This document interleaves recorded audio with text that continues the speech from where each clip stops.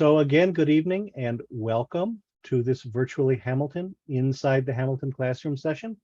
I am JD Ross. I'm Associate Dean of Admission here at Hamilton, and I'm really glad that you can join us this evening to get a little bit of a look at what it's like to go over all things academic and what it's like to take a class at Hamilton. And today we have with us, we're going right to the source here on academics. We've got a Hamilton faculty member. So we're going to meet Dr. Paul Hagstrom, Professor of Economics here at Hamilton. Paul has been here since you just crossed the 30-year mark. You've been here since 1991. You've got research and teaching interests that are around the economics of poverty, immigration, and immigrant policy. And he also has served as a former director of our Levitt Public Affairs Center here at Hamilton. And actually, in keeping with the theme of Inside the Hamilton Classroom tonight, he is coming to you live from inside the Hamilton classroom over in the Kerner Johnson building, also known as KJ. So Paul, we are really glad to have you here tonight with us. Can you jump in here, introduce yourself, and maybe tell us a little bit about kind of where you are tonight and what you have going on this semester, what courses you're teaching? Sure. Hi, everyone. I'm Paul Hagstrom, professor of economics. Most of the students would say Professor Hagstrom. I have a few who call me Coach because I help out with the Hamilton golf team, men's and women's golf teams. So tonight I'm sitting in a classroom that I teach in. It's KJ 101, and this is where I teach my Economics 166 course, which is a course on it's called Theory and Evidence, and we kind of test economic theories with data right from your first year at Hamilton. So I'm excited to talk with you tonight. Look forward to JD's questions. Perfect. All right, now we've got one other person that I'd like to introduce here tonight, although you're not going to see her, but that is my colleague, Caitlin Oliver. Caitlin is hanging out in the chat for us here in Zoom, and she will be answering some questions in the chat if you pitch them to her, and she may also pass some of those questions along to me and to Paul to answer live. So do reach out and say hello to Caitlin and ask her any questions that you might have as we go along here. So let's kind of jump right into this and talk about, kind of rewinding a couple of weeks back to the first start of the semester back in August. Tell me what a first-year student might expect on a first day in one of your classes, right? How do things start off for you in the classroom? Yeah, there's it's a scary day for me, right? The first day of class, I'm looking at 30 new faces, and everybody's excited. I think the first thing that we try to do, or that I try to do, I'm gonna turn the lights on. One thing about Hamilton classrooms is they do have motion sensors in them. The building that Paul is in is a LEED certified building for energy use, and if there's not enough, I have to move around a little bit to keep the lights on here. Not enough motion. Yep. Yeah, so I think it's really important for students to get to know who's talking to them, and so on the first day of class, I will talk to students about a chemistry professor that I had in college that steered me in a different direction. I talked to him about bike trips that I took in France and how I met a Catholic priest in a cafe who really kind of ultimately changed my kind of perspective and life course, and kind of explained to him why I teach economics. You'll see pictures of my family and my adult kids and my dog in kind of all the fun settings where kind of we like to hang out and play. And then we get started talking about what the course is about, right? So the course description really comes through, first of all, a syllabus. Students used to get a paper syllabus. Now it's all online, so we don't do that, but it's projected. And the syllabus really is a guide to what the course is going to be about. So it talks about the purpose of the course, the structure of the course, how we're going to proceed. Students always look to see, how am I going to be graded in this course? That's really important to students, of course. And it has some really important dates that I highlight for them, making sure that they understand that the exams in the course are going to be in the evening rather than during class period, and so that there's a couple key dates that they have to reserve. Try to make sure that they make those exams a priority. And then the last thing in the syllabus that's really important is how they get help, right? So they get, I list my office hours, which happen several times a week. In fact, I have office hours after this session tonight. We have a couple students who have been through the course who are available for help sessions during the week.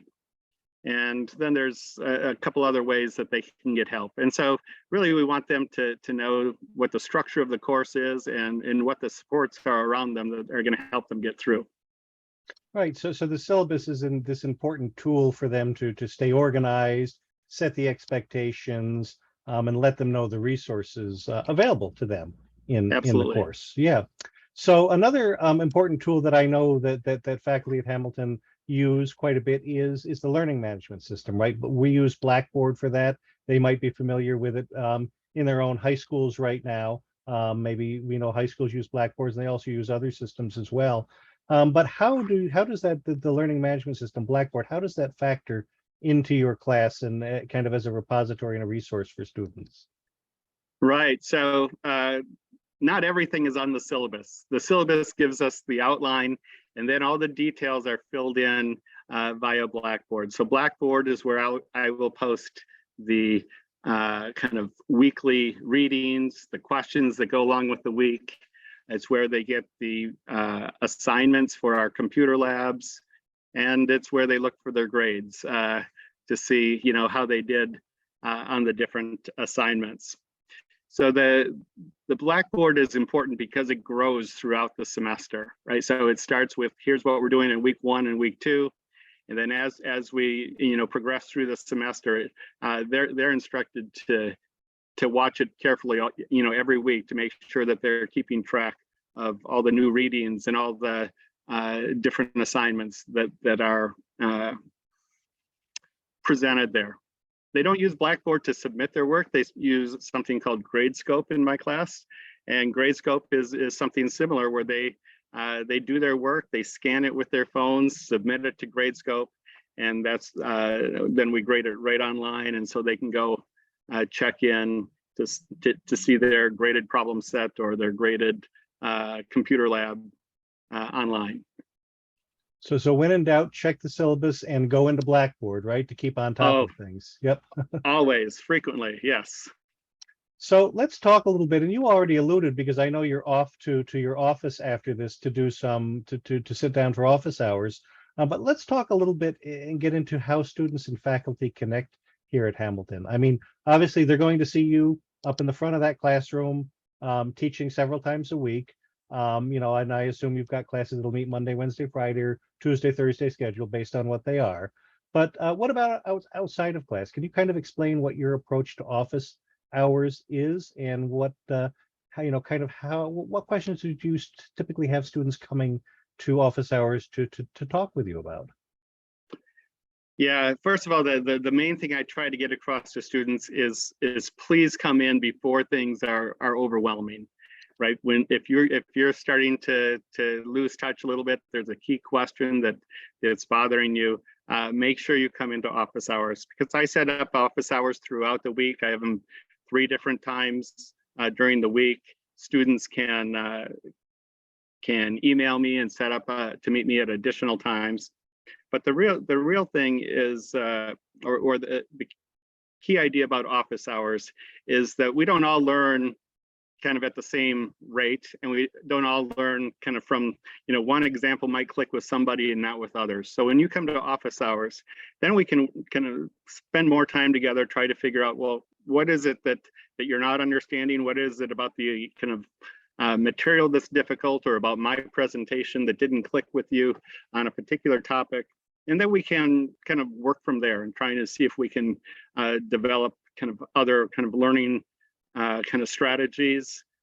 Maybe it's that you didn't do well on an exam and you feel like, boy, I studied like crazy, and then I ask you what you did, and you said, well, I read the chapters 4 times, and it turns out that I've seen that many times we're just reading over and over isn't the way that kind of helps people learn the particular material that I teach. And so we talk about, what would be an alternative way? How could we either set up kind of either study groups or get some kind of different approach to kind of learning economics. And so typically that works pretty well. But if work meeting with me doesn't work that well, then there is something called the QSR Center. Let's see, quantitative and symbolic reasoning, I think is the acronym. But really that many of our students go there because we have students who have also been through the same courses who are tutors at the QSR, and they can either meet you for individual or group sessions. Sometimes they even set up study groups through the QSR that have been helpful for my students. So there's lots of different ways to get help in these courses. The biggest mistake is to not take advantage of those helps. And so that's why I try to get students into my office right from the first week or two, trying to get to know them early, help them realize that coming to the professor's office shouldn't be the kind of the last resort. It should be something that you do far before that. Right, to be proactive in their approach and in reaching out and seeking help. Definitely good advice for sure. So I want to shift gears a little bit here. And as our prospective students are looking at Hamilton, I'm sure that one of the draws for them is our different approach to academics than they see at other schools and colleges, right, through our open curriculum. Again, with the open curriculum, you have a lot of freedom and a lot of flexibility, and you also have a fair amount of responsibility too, as you are kind of crafting and building your academic journey. Sorry. Yep, we're just not keeping you active enough tonight. Okay. Do a lap around the room and come back. There we go. So wow. They really want to keep the electricity bills down, I guess. Yeah, they want to keep the bills low. So, but anyway, back to the open curriculum, right? So you've got a lot of you've got a lot of freedom, a lot of responsibility. But the important thing that I want to stress for our prospective students is you're going to have a lot of guidance and help along the way throughout your academic journey. All students are going to be assigned an academic advisor their first year, who they're going to meet with early on in that first semester. In almost all cases, that's going to be also somebody who's teaching one of their first semester classes, so that it's an intentional relationship there for you to develop between that faculty member, seeing them a couple of times a week, teaching your class, having those early meetings with them. Paul, what is an advising session typically look like for you? How are you using those sessions to guide students to kind of find their way through the open curriculum and maximize it to the best of their ability? Well, I think it starts with getting to know them and try to figure out, what is it that drew them to Hamilton? What are some of their interests? Are there things that they think are weaknesses that they are afraid to address or that they would love to address, right? And try to kind of feel out comfort levels with different kind of different departments or different fields of study. But really the goal is to help students understand that they can pursue exactly what they're really interested in and still have variety and balance to their schedule and to their program. That maybe they'll discover, even though they came thinking they didn't love sciences, they'll discover that geology is a really cool thing, and they learn so much about kind of climate and oil and so on that they can connect that to the field that they are interested in. Or maybe they think that they should take only, they come wanting to take economics and they think that they should take only economics. And really that's probably that's a poor idea. I would counsel, right? That economics is kind of one field of study, but there are so many wonderful other kind of areas to study at the same time. And we want to challenge ourselves in as many ways as we can without kind of overwhelming us, right? So students will propose a schedule. They'll propose, I think I'm looking at this, and then, you know, my job is to push back out on it a little bit to say, oh, that looks awesome. Like, but maybe we should take that next semester and this semester kind of see if we can work in a course that has a writing component, a stronger writing component, and make sure, or work in a course that we know has a really strong oral communication component to the course, and see if we can balance our schedule a little bit, get to where we want to go, but make sure that that it's kind of doing as much as we can with the assets that we have here at Hamilton for you. Right, a very thoughtful approach to building out that schedule. Yeah. What advice would you have to a student? So you know, the students also learn in those advising sessions that we need to think not just about what we want to do kind of this semester, but let's plan this out. We'll spend time planning out you know, down the line. It's a flexible schedule, right? We can change it at any point. But if you want to go abroad, then we might have to make sure that we take certain courses earlier in our college career, or if we're, you know, maybe the student's an athlete and they're in a fall sport, and you know, we might kind of plan around that a little bit by making sure the course that we know is the, you know, the toughest course in that particular major is done in the spring, right? So they can kind of find that balance that they're looking for.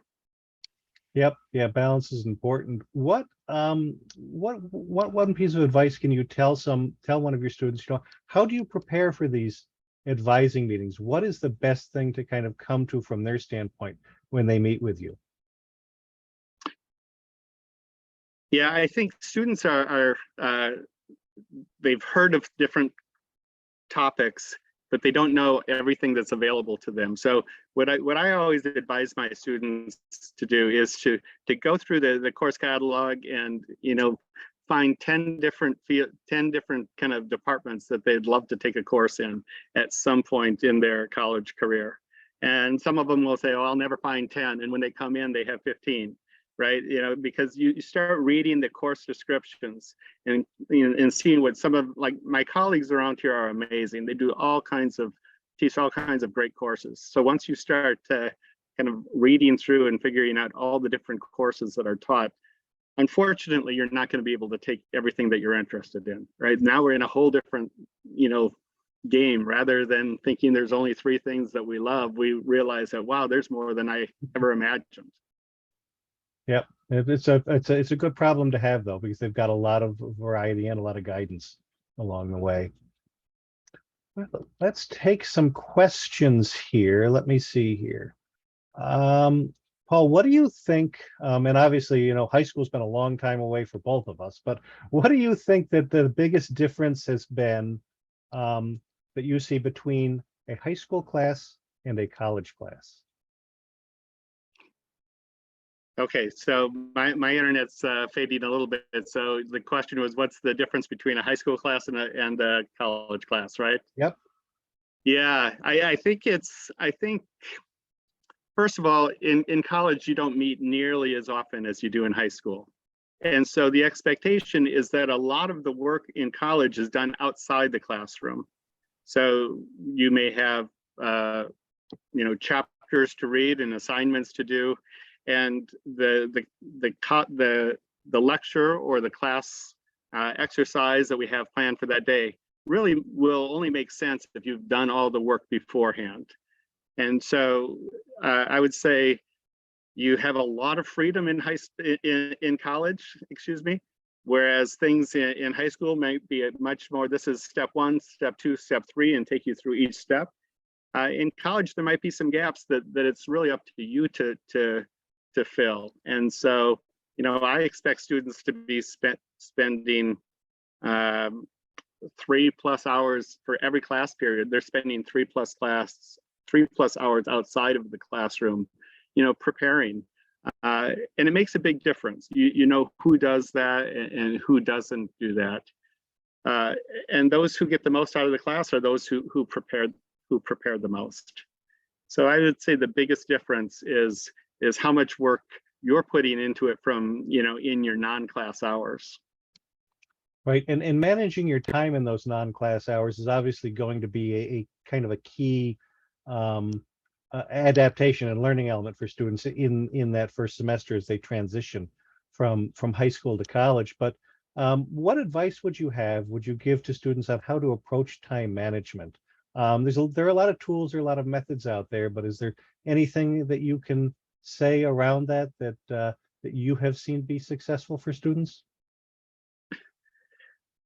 Well, students have all types of approaches, right? And I'm always kind of interested to know what they have in mind. Generally, it comes down to the idea that you're going to be taking 4 classes a semester, and at different points in time, each of those courses is going to be kind of very intense at times. You might have a paper due on Tuesday for one class, and the following Monday in the next class, in a different class, you have an exam. And so I think the most important thing that I work with, and I'm a faculty affiliate for the golf team, and we sit down and we map out, okay, when is everything coming up? When are the big things? Because you don't want to be surprised. And you certainly don't want to get caught up in this idea that I've just got to do the most immediate assignment. Whatever's urgent today, that's what I'm going to work on. It's one way to do it, and there's seen plenty do it, and I did that myself sometimes. But to the degree that we can be aware of where we are, kind of in a much more macro sense, I think students tend to do better. I think it's also important for students to keep. I encourage my students to write the story of the course. So while they're taking the course, I try to say, what is this course really about, and where are we going with this course? Sorry.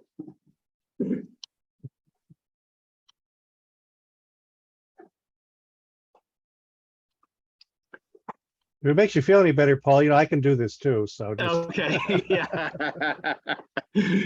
It's funny, it never happens while you're teaching, right? So because you're always moving. But when you write a paper, you have to have an ending and a middle and an introduction. And I think sometimes students get caught up in what the details are this week in this course, and they kind of forget the broader picture. So both in terms of planning your work and in terms of getting the most out of a course, you really kind of want to understand the story that's being told by each course. Right. Yep. And and a lot of it is also going to be your just kind of acclimating to your new environment and kind of picking up and learning these techniques as you go along. It's not always going to be perfect, I think, for students right away, but you will develop that beat and find your way through it. Well, you talked a few minutes ago about the QSR, the Quantitative and Symbolic Reasoning Center, as a resource for students in your class, right? And the QSR Center focuses on things that are kind of math and numbers based for help. But we also have a couple of other academic support centers on campus that are pretty widely used by students in the Writing Center and the Oral Communication Center. Can you talk a little bit maybe from the standpoint of some of your classes and where you have utilized or encouraged your students to go utilize the resources over at the Writing Center or the Oral Communication Center? Sure. Well, some of us don't realize how fast 3 minutes goes by when you're trying to talk to a group of people.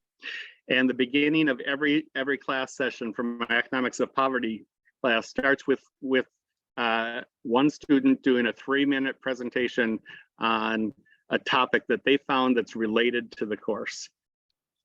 And those students are initially advised to go to the Oral Communication Center, where they will take you through a practice session. They'll record it, they'll critique it with you. And it only takes about 2 students kind of into the semester before we have that conversation. Well, did you go to the Oral Communication Center or did you not? And you realize that going to the Oral Communication Center just completely changes, the way people come across when they're doing their presentation. Do they have structure to what they're saying? Do they kind of have a have a key point that they're trying to get across throughout the presentation. So in that course, the Oral Communication Center is essential. When I teach my upper level course on public finance, my students, most of them are seniors at that point, have realized the value when they're writing their proposal of going to the Oral Communication Center to make sure that they go through with a student, with a peer, a student who's reading their paper and trying to kind of critique it.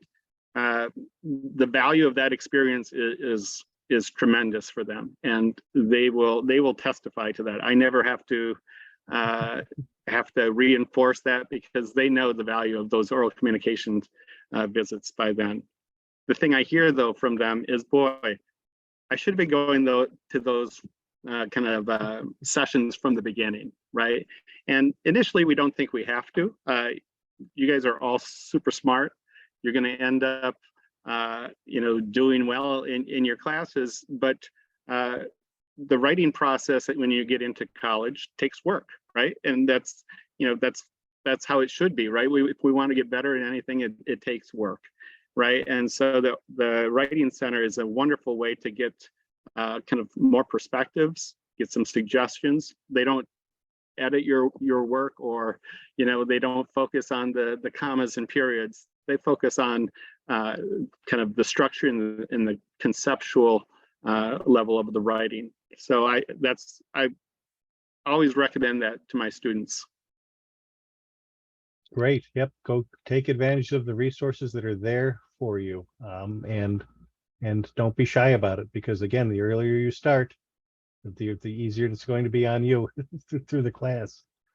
So you talked a little bit about office hours earlier, but we had a question come in over the chat through Caitlin that asks, what are the relationships like with a professor outside of the classroom? Do you ever have students who go to just come to office hours just to chat, or stop by and have lunch or snack with you or something? How does that what's kind of like the casual student faculty relationship at Hamilton?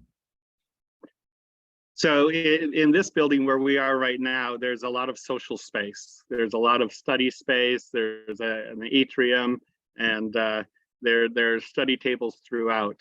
And so what I've discovered is that students really enjoy, kind of spending time in this building, and particularly those who are of the type that want to take advantage of office hours.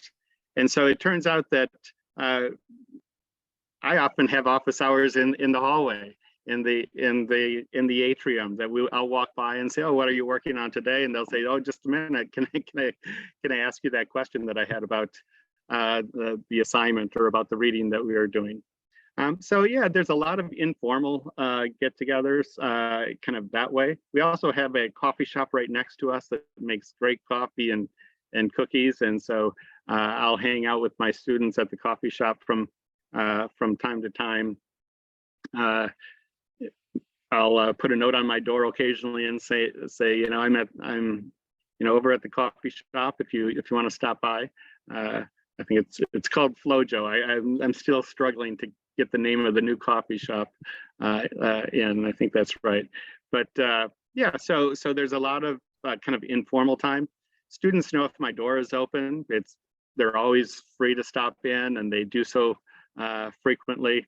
Sometimes I have to keep the door closed. There's if I'm reading their papers and doing that type of work, I don't always have my door open, but it's open a lot, and they do stop in. Super polite. They always say, "Do you have a minute just to talk about a job interview that I have later on, or about how I might approach getting some summer research position or something like that?" They'll stop in and we'll have those kind of conversations. Sometimes I say, "Oh, that's a great question. How about if you come back to this afternoon between 2 and 4, and I'll have more time to talk to you then." Yeah, that sounds like a kind of a very flexible approach for you. And obviously, Paul's one faculty member, but I have found, and I've done these sessions with several other faculty over the years, that most of them have very similar philosophies to Paul, and many of them also like office hours over at the coffee shop too. Either, Yeah, it's a common theme. either the one next to you or the one over in the Science Center. Very, very popular place to grab a cup of coffee and hold those office hours.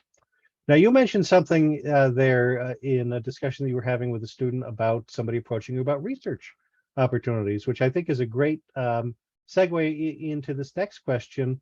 Can you talk a little bit about some of the opportunity for students to do research at Hamilton, at least from your perspective in the economics department? Sure. So many of my colleagues, I've done research with students many summers, and most times the funding for that comes from the Levitt Center. So the student and I will talk and say, hey, that might make for a great student project or a summer project. And we'll write a proposal to the Levitt Center, and they tend to fund student research, summer research. Sometimes I work with one or two students. One summer I had 8 students that I worked with, and we did a field project where we did a survey of the refugees in the city of Utica, which is nearby, and we literally went house to house, talking to refugees and administering a survey that then became the basis for future research projects. But really, it starts with students making kind of the first move. If you want to impress a college professor, you go to them and you say, can you tell me about some of the research you're doing, right? There's nothing more flattering, right, than that question right there. And you say, oh yeah, let me tell you about what I do, we love doing that. And if you're interested in what they're doing, then the next question might be, boy, I'd love to do something like that. How does somebody get involved with, doing summer research project? And don't forget to make the sell, right? Say, and do you have something that I could, work with you on this summer, right? So it very often begins with students who have kind of the initiative, and then if that's the case, then we keep an eye open for all the funding announcements. It's not the case that every professor will work with students every summer, but you'll find lots of professors in economics. We have a department of 15. There was probably 7 or 8 students working with those professors this summer. And I think that's kind of pretty common. If you're on other departments in the sciences, lots of students they have openings for far more students to work in with them in their labs, because they can have multiple students working in each lab. Oh, lost me again.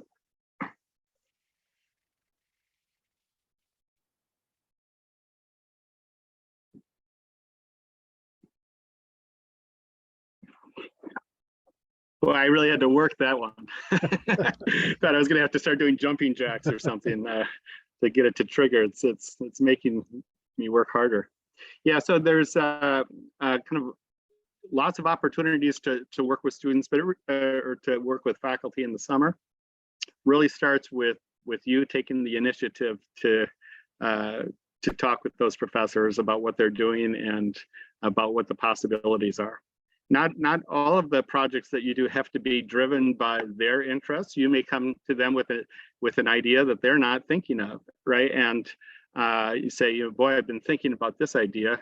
Do you think it'd be possible to do a project together? And that's been the case for a number of the projects that I've supervised. So yeah, just take the initiative. Ask the professors what they do for their research. They'll love it. Yeah. And I think I'll also add to that is that faculty talk to other faculty. You may approach a faculty member who doesn't necessarily have a project going on or room at that point in time, but they may say, hey, that seems interesting. Come walk with me down the hall and meet my colleague so-and-so, and I think they might have something for you. So it really is about getting out there and asking and making that connection. And you will be guided in the right direction. Got an interesting question here from one of our attendees. So because of the open curriculum and Hamilton's approach to academics, how many of your students in your classes are economics majors, and how many are kind of finding their way into economics from different areas of interest? And what's that kind of like for the classroom dynamic? Yes, so let me just describe a course that I'm teaching right now. I'm teaching a course called Theory and Evidence, and it would be your second course in economics. So you would take introductory economics, and then you would take this one. And in this course, we try to tell students, or we try to, rather than wait till your fourth or fifth class, we try to tell students that you have the ability to test a theory. You have the ability to go out and get the data, get the evidence, and see, does this idea that they taught you in the first class make sense? I'm teaching that course right now, and I have two sections. They're large sections, so I have total of between those two sections, I have a total of 65 students. And of those 65 students, I know a good number of them are government made, would love to major in government. I know a good number of them, say that they would love to major in philosophy or a language or something else. And maybe half of them say that they would love to major in economics, and that's why they're in the course. I don't have the data in front of me right now, but if we look at next year when those first year students are declaring economics, I bet a lot of those people flip. A lot of the people who didn't want economics will realize, wow, I didn't know economists did that. I didn't know they studied, inequality. I thought everything was a perfect, clean story, and now we're learning there's nuance to things, and I can address lots of different social issues that I'm interested in through this particular discipline. And a lot of my students who came saying they were sure they're going to major in economics, realized that, wow, I took this course in another area and thought that was really interesting. I didn't know that I had the kind of an interest in anthropology, and yet, wow, it's really a neat field. I think I'll do that. Both of those are great, right? We don't have the objective that you should become an economics major. My objective is that if you're in my economics course, you learn, you enjoy, you explore, you discover what economists do, and you have a different kind of understanding at the end than when you start, right? So if we can do that, if you can learn how to think a little bit like an economist, whether you want to or not, then we've succeeded. Great. And I will say that we do from the admission office have kept for a little while a running tab on what students tell us they think they're going to major in, right, when they apply or as part of the inquiry process, and then what they actually end up majoring in. And what we have found, I think, last time I looked into this number, it was about 47% who don't end up majoring in what they told us they were going to major in when they were a high school student, right, and when they filled out that form. So just kind of echoing what you said about exposure to different ideas, different disciplines, and different opportunities that they have a chance to find when they're here. So another interesting question from the audience here. What is, as an advisor, if a student approaches you and says, I want to do kind of a self-design study, I want to do an interdisciplinary major. What is your approach? What is the process like for you if a student were to come, an advisee were to come to you and ask that question? Yeah, I don't get asked that question a lot, but I do get asked that question maybe every other year or so. I'll have a student that will approach me, and we have a conversation about that, because putting together your kind of own course of study could be an outstanding thing, or it could be that you'd be better combining the fields that support that. For example, sociology and economics, put those together as two majors and try to kind of address your interests that way. If it's about a course, if it's about doing an independent study for a particular course, then I think that is something that I've done with a good number of students, right? If it's a semester in which I'm not overwhelmed by my own responsibilities, I can be convinced by students to spend some time thinking about a kind of a tangent, a spin on a course that I already teach. But I think the idea that we kind of create our own major is something that is got to be driven by your interests and by your ability to find, say, 1, 2, or 3 professors that will kind of create a team, a support team for that. Because combining departments is not something that we do all the time, right? I don't tend to work with people in the math department very well, but if you come and you say, I've got this idea of putting together this program, it's something that we can talk about, right?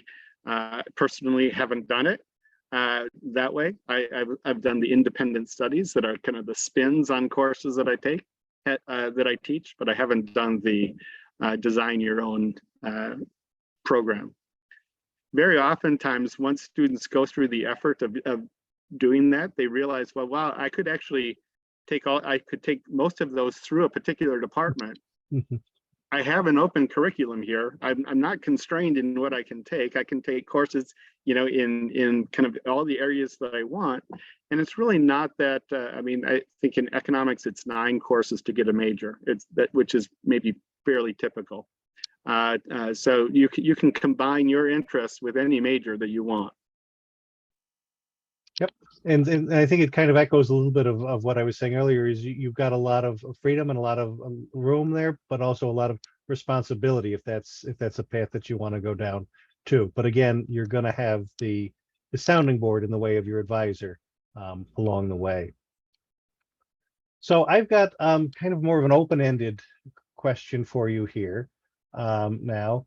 What is it that you like about teaching Hamilton students? Well, I have to say that and I'm not saying this because I'm on this call, because this is what I would say to other people, that, I feel like I am kind of the luckiest person on earth some days. I just, because I have a job that I love to do. And a lot of the reason for that has to do with, first of all, being surrounded by colleagues who also love to do their work and are doing amazing things. And then having students on the other side, having students who bring a lot of kind of fulfillment to my life, right? So what I really appreciate is the students at Hamilton. It's not that they're smart, it's that they're curious. It's not that they're super intelligent, although they are, but it's that they're willing to kind of step out and ask a question about something that they've been thinking about, and then pursue it. They have the initiative to kind of pursue. If we have a discussion about what is the kind of the role of tax cuts in economic growth, which on the one hand is kind of hard to talk about on a webinar like this, they might be willing to say, let's meet next Friday, and I'm going to have kind of read up on the topics, and I'm going to send you the papers that I read, and we'll meet at Friday at that coffee shop. But boy, now I've just been challenged. They're going to send me papers to read. That's usually my job. Usually I send them papers to read. When that happens, I am so happy. That is kind of one of the things that makes teaching wonderful, right? And it's, like I said, it's not about the intelligence. It's about the ability or the willingness to be curious and to have that initiative to kind of explore, right? Explore different things. And that's how I feel every class I teach. It's okay. I've taught a version of this class before. This is a new opportunity to explore, the same topic, but maybe in a little bit different way. Great. Yep. One kind of a more open-ended question here too, and again, maybe thinking about, I know you've got adult children now, but thinking about their experiences or maybe even your own way back when, what kind of advice do you have for our students here tonight about their college education process, either kind of in a college application process, either in general or Hamilton specific. What is something they should be considering as they're choosing a college or figuring out where to apply, or what is something that you feel that you would want them to be aware of as they're going through what is a very kind of stressful part of their senior year in high school?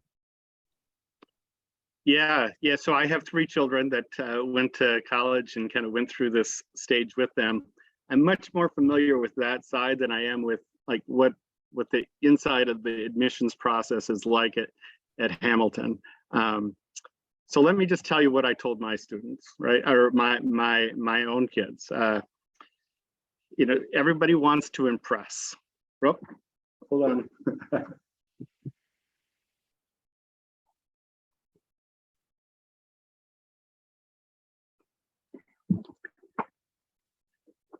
When my students or when my kids were going through that process, I told them that this was an opportunity to show who they are personally, right? This is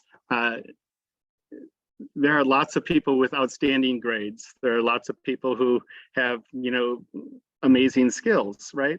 But each kind of kid in my family was so different, right? Even I have identical twins who were completely different, kind of in personality in some ways, and so they took the advice from me was to not try to be who the admissions people think you should be, but to really try to show them who you are. And if that school is right for you, it's going to work. Then it's going to work out. But kind of, we discovered that by doing this, we actually kind of made a list of some of the funny differences between my twin boys' college applications, and they were actually happy to have had that opportunity to discover, yeah, I really don't want the same thing you do, right? We play, we might play the same sports, but we're really in personality very different. One might write about kind of their kind of strengths. The other said, well, I'm going to write an entire essay about some of the things that I recognize in myself that are weaknesses. And the first son saying, don't do that, don't do that, don't do that. And, in the end, it was, he explored that, right? But yeah, so I don't know how you get into college. I really don't. But I really think what's important is the result is that you want to be at a place where you're really comfortable. And so I think, being yourself in that process, portraying who you are, is really the approach that I would advise. What do you think, JD? Is that pretty good advice? Yep, pretty good advice. So we are just about out of time here. I want to thank you, Paul, for taking some time out of your evening, kind of in between classes in your office hours, to talk about kind of how you run your classroom and some of the ways you advise students. I think that, for high school students who are just about to apply to college here, kind of knowing what to expect in that first semester and what that looks like at Hamilton and how they'll be supported and how they'll be welcomed into the classroom is really important. We are a special place here. We do have a pretty tight-knit and close community, and we care about our students. And I think that really shows a lot through your answers and what we talked about here tonight. So thank you for giving a little bit of your time tonight to meet with our prospective students. I do want to say that we have a couple of more virtually Hamilton sessions coming up. We have the Room Where It Happens, which really does dive into some of the mechanics and nuts and bolts behind the college application process here at Hamilton. We'll have our Vice President for Enrollment Management, Monica Inzer, and our Executive Director of Financial Aid, Janet Schutzgau, on that virtually Hamilton session, and that is on the 13th of October. And then we have a final essay writing tips workshop that I'm going to be doing with my colleagues, Nikki and Anna from the admission office. So if you are not gotten around to that college essay yet, join us on the 18th, same time, 7 o'clock, for that college essay writing tips workshop. And we'd be happy to share some information around the ever important college admission essay. And I think that Caitlin just put the link to go sign up for those events into the chat. So you can click through and sign up for those if you haven't already.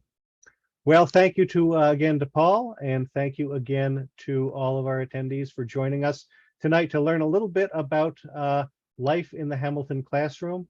And perhaps you will be here in a year or so, grabbing a cup of coffee over at Fojo Beans with Professor Hagstrom. So thank you again, everybody, and have a good night. Bye-bye now. Good night, everyone.